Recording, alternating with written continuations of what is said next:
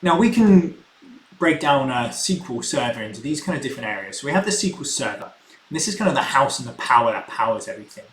Within the server, we have different databases, and these may be logical ways of storing different information, such as a finance database or an HR database.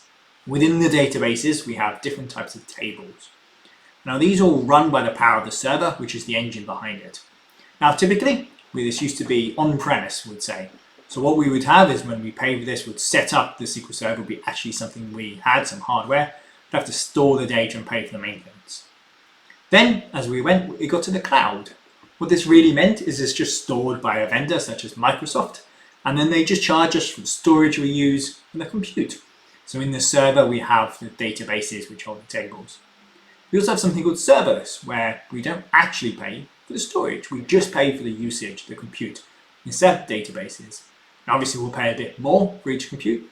The idea is we're not paying for the underlying server or any of the storage costs.